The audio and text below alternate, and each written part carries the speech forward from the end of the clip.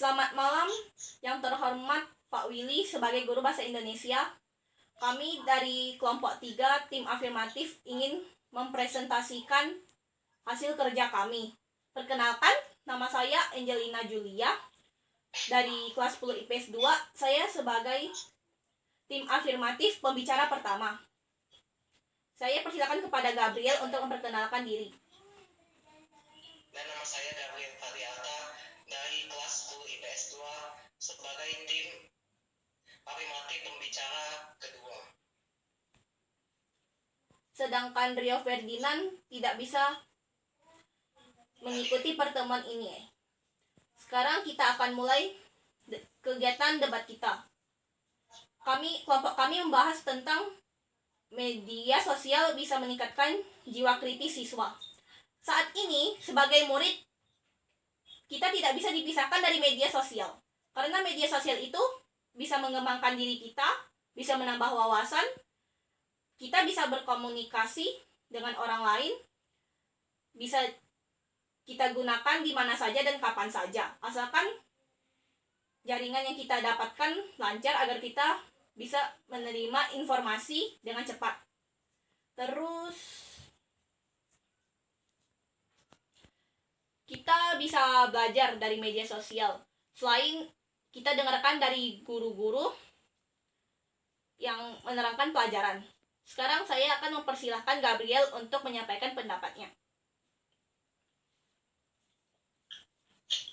Fenomena kebebasan berekspresi ini bisa di bidang pendidikan, politik, sosial, budaya, ekonomi, dan lain-lain yang berkaitan dengan pembelajaran bagi siswa. Kegiatan berekspresi ini bisa dilihat dalam lingkup nasional maupun internasional.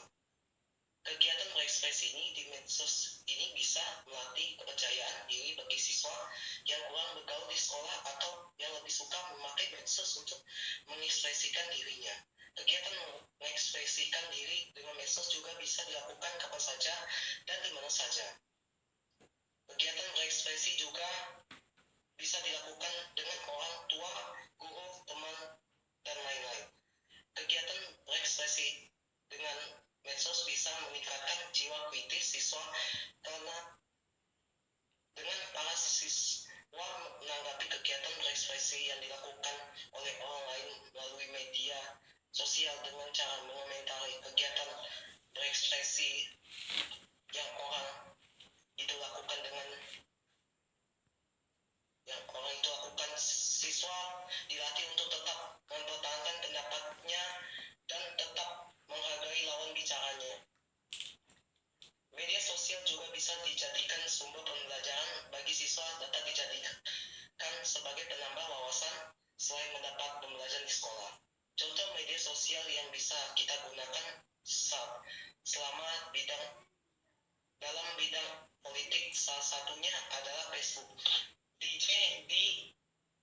Di Amerika Serikat pada Januari 2008, Facebook ini digunakan untuk kegiatan debat politik pada saat itu, karena orang bisa menyuarakan pendapat mereka dan berinteraksi dengan bebas.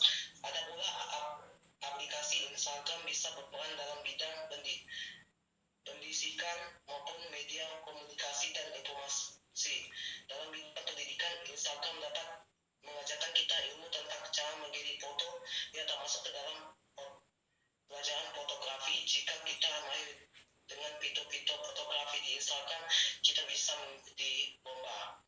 Twitter bisa digunakan untuk sarana politik, sarana pembelajaran di kalangan perguruan tinggi dan media komunikasi.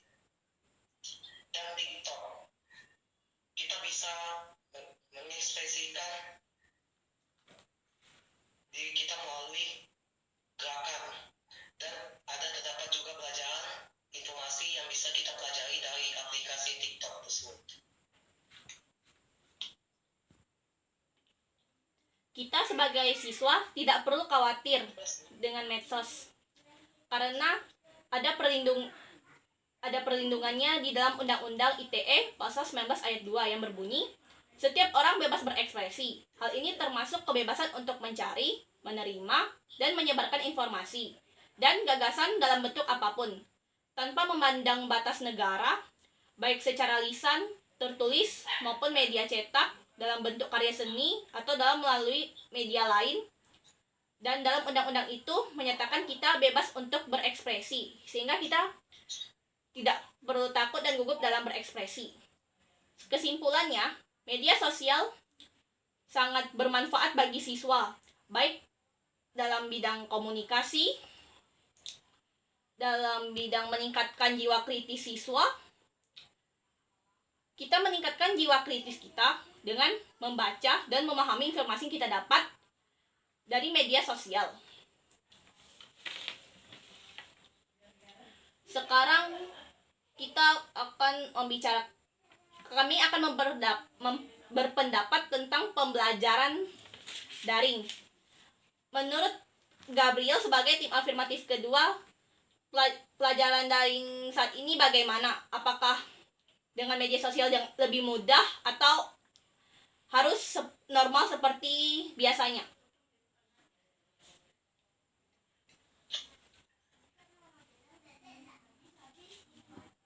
Kita sebagai para siswa bisa mendapat berita yang benar-benar terjadi dan tidak mendapatkan berita yang hoax.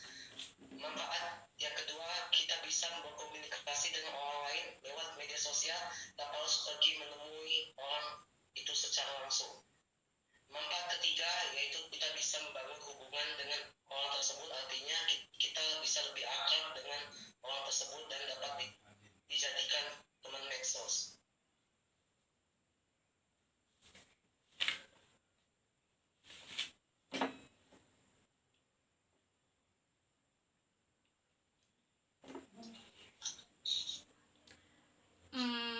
Apakah Gabriel lebih setuju dengan pembelajaran dengan medsos ini atau lebih senang ke pelajaran normal? Saya lebih senang dengan pembelajaran normal karena itu bisa membuat kita lebih mengerti apa yang kita dapatkan dari guru kita.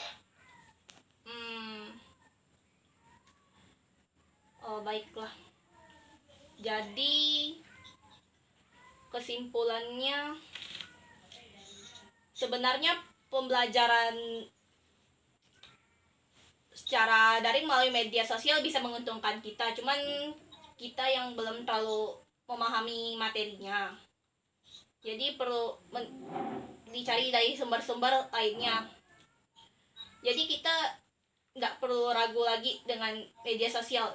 Bisa meningkatkan jiwa kritis kita, bisa mengajak kita untuk berpendapat lah gitu. Terus kita juga nggak perlu ragu-ragu lah untuk berpendapat atau takut-takut, kan udah dilindungi sama hukum, jadi kita bebas lah. Tapi bebasnya juga harus dibatasi, jangan berlebihan kan. Selamat malam. Saya sebagai tim afirmatif pembicara kedua, Gabriel Fadiata, kelas IPS 2 akan menambahkan materi-materi debat kita. Menurut kamu, apa kelebihan dan kekurangan dari pembelajaran daring? Kalau sisi positif sih, kita nggak perlu bangun awal pagi-pagi buat sekolah. Terus kita tuh lebih santai. Terus kita sekolah tuh nggak terlalu buat capek gitu lah. Soalnya kalau di sekolah kan capek kan dari pagi sampai sore. Terus nanti besoknya ke sekolah lagi gitu. Terus Dan apa untungnya juga pembelajaran normal? Untung dan rugi. bisa ketemu teman, bisa berkomunikasi dengan guru dan teman-teman. Kekurangannya capek sih. Dari pagi sekolah sampai sore gitu aja. Ya. Saya ingin bertanya, apakah Anda memahami apa yang disampaikan oleh guru dan materi-materinya? Apakah Anda mengetahui apa yang guru itu sampaikan dengan jelas? semuanya sih. Tergantung sayanya suka pelajaran apa gitu. Kalau misalnya saya suka pelajaran bahasa Indonesia, mungkin kalau gurunya jelaskan dengan jelas saya bisa memahami. Kalau saya tidak suka pelajaran Indonesia, mungkin bahasa Indonesia mungkin saya kurang-kurang lah gitu. Bisa ada yang saya pahami, ada yang saya tidak pahami.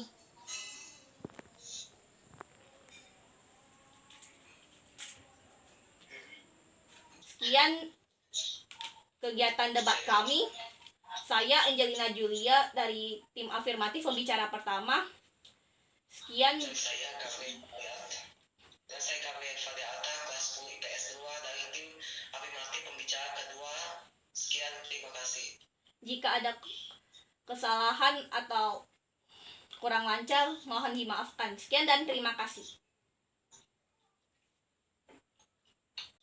Yang pemahaman terhadap